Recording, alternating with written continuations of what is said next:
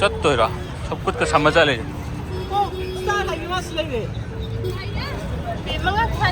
ꯒ꯭ꯌꯥꯟ ꯇꯥꯅ ꯂꯦꯞꯄꯤꯁꯤꯗꯤ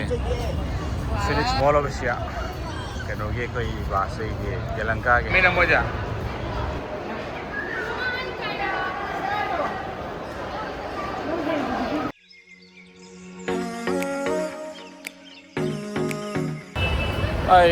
ꯉꯁꯤꯗꯤ ꯑꯩꯈꯣꯏ mall of Asia Phoenix mall of Asia ꯌꯦꯂꯪꯀꯥ ꯄꯨꯡ 9 ꯇꯥꯔꯒ ꯀꯣꯏꯁꯤꯟꯕ ꯂꯥꯛꯑꯦ ꯉꯁꯤꯁꯤꯅ ꯃꯃꯥꯡ ꯑꯃꯨꯛ ꯀꯃꯥꯏꯅ ꯇꯧ ꯌꯦꯡꯒꯦ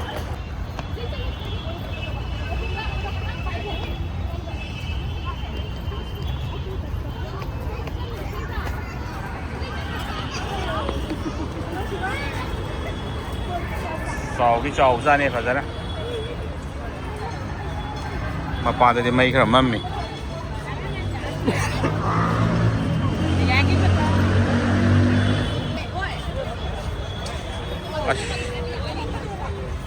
ꯆꯠꯇꯣꯏꯔꯣ ꯈꯨꯠꯀ ꯁꯝꯃ ꯆꯠꯂꯦ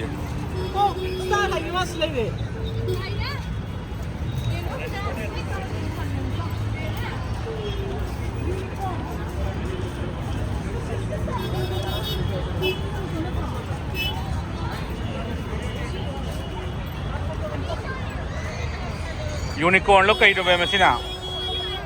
यूनिकॉर्न लो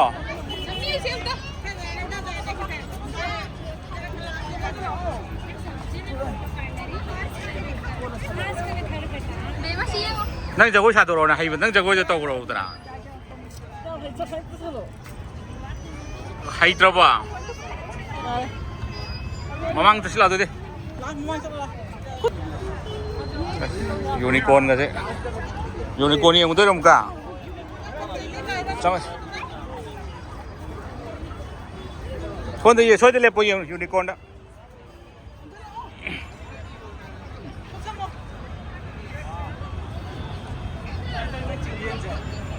हेलो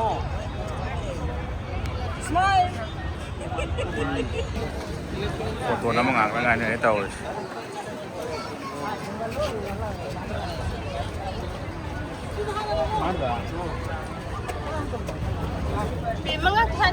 ज्ञान ताना लेपीजिदे फिनिक्स मॉल ऑफ एशिया कनोगे कोई बासैगे यलंकागे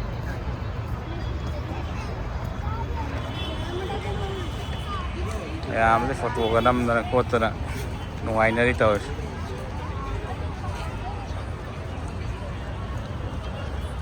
ai jo han balai ni laman na talle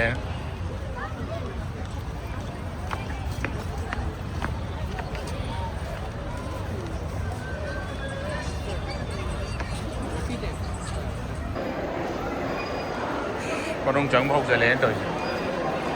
cây lấy tôi đâu lấy được bao nhiêu tôi biết gì em bro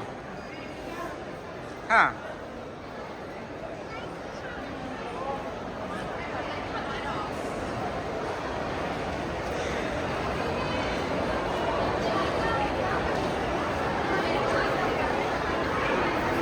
cây lấy tôi đâu window Ellen yang pai na mina mo ja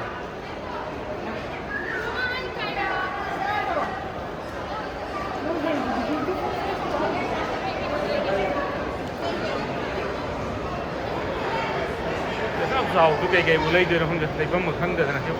với nhau ta brand đấy su là chúng ta làm nên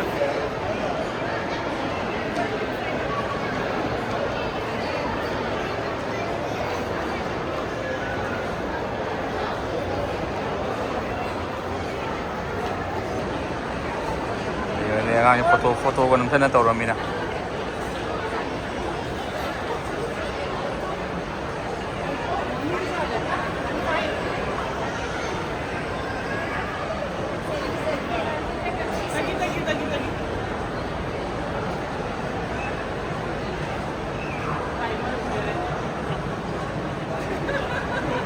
selfie cái lộc thân là cái này mà tôi có mấy tôi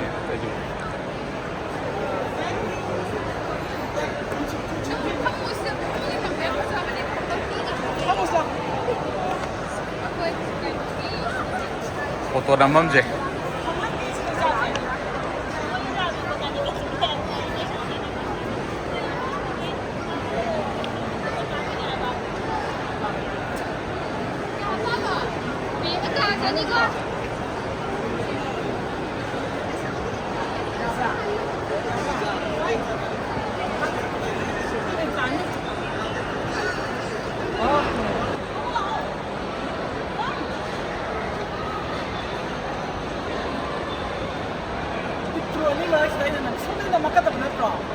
कहीं no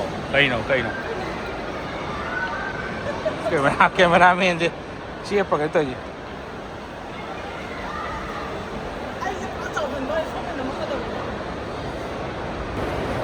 उश वहाँ कहाँ गए थे समुद्र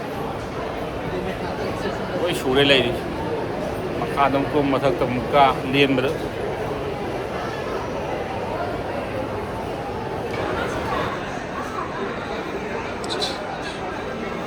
मैं dance का तो खुले है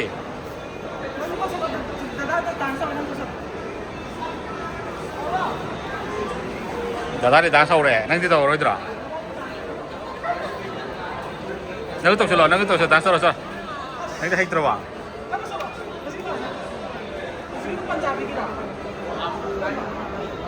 कहाँ और वो मुआ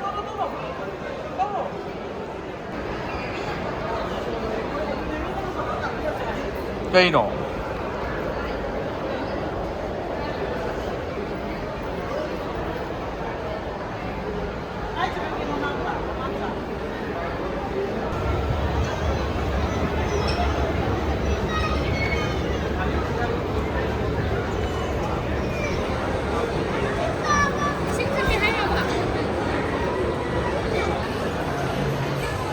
फुट का से यहाँ मजा नहीं है चाउं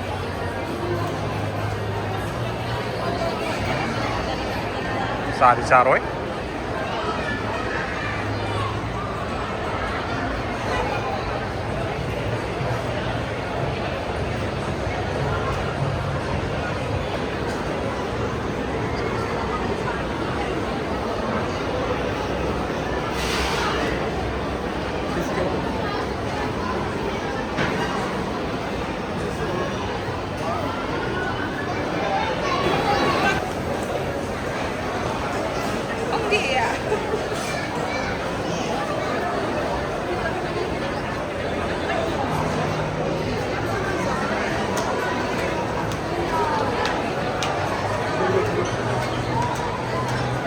Burger King đó burger mà xa ra cái hành đó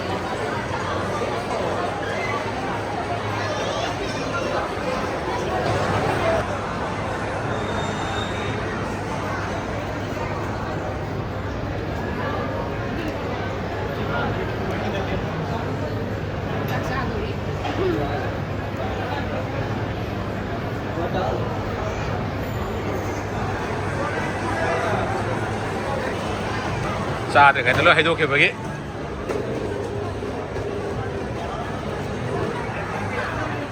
दादा चालू हो तो इन्फॉर्म करियो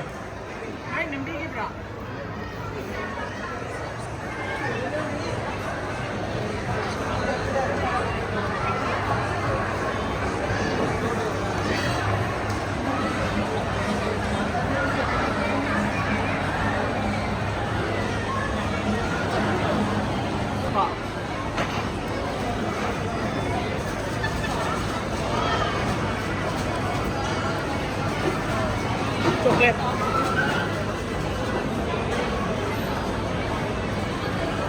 तो चाहिए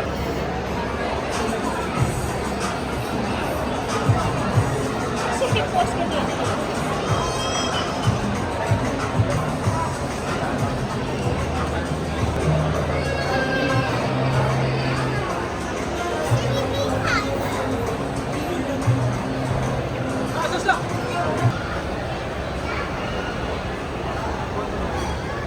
कौन वैसे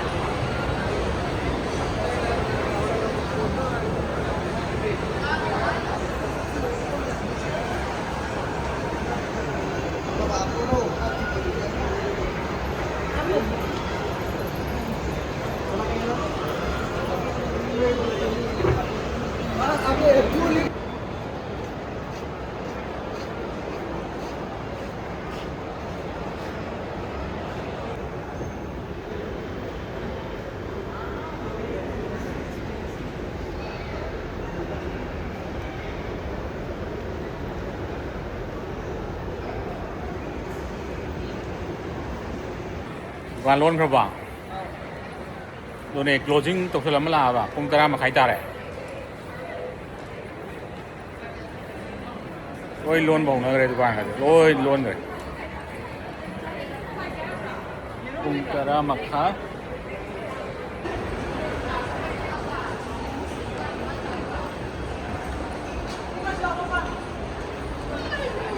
มาข้าตรงกุ้งกี่แกร่ะประตูน้ำมุกี่แกร่ะอาจจะจังหวะมันตัวเล็กเลยสิ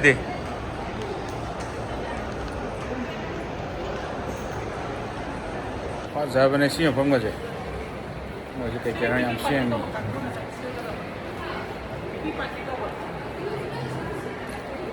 ี่ยพอจะปัดเตะนั่นใช่วิดีโอน้ำมันปุ๊ดประตูน้ำปุ๊ดอันนี้ตัวเล็กเชื่อ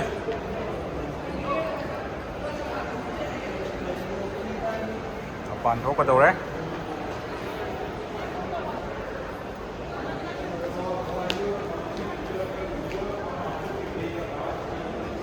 ไอ้คู่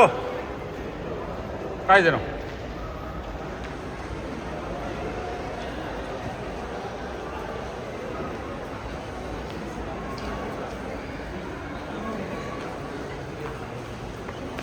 เชียร์तुम्हें ताई तो लेफ्ट चलो तो left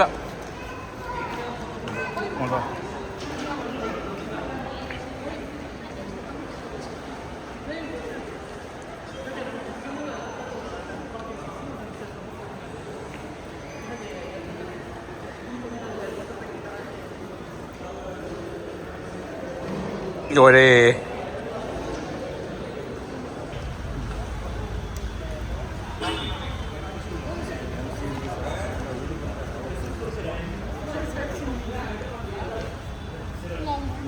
bây giờ là kìa các cái lô số xong ở đây sao rồi lo photo năm mươi lô đấy lo nó sẽ ghi Phoenix Mall Mall of Asia और शाला से तो Phoenix Mall इधर ले Mall of Asia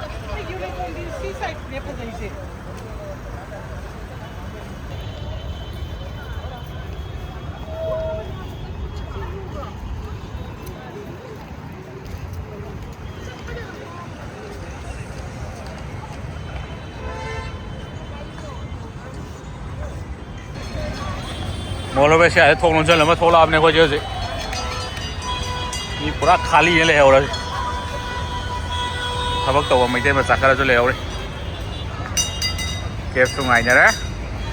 तुम जो तरह मक्खा चार है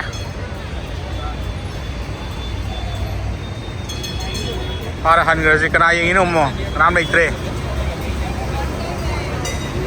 और हंगर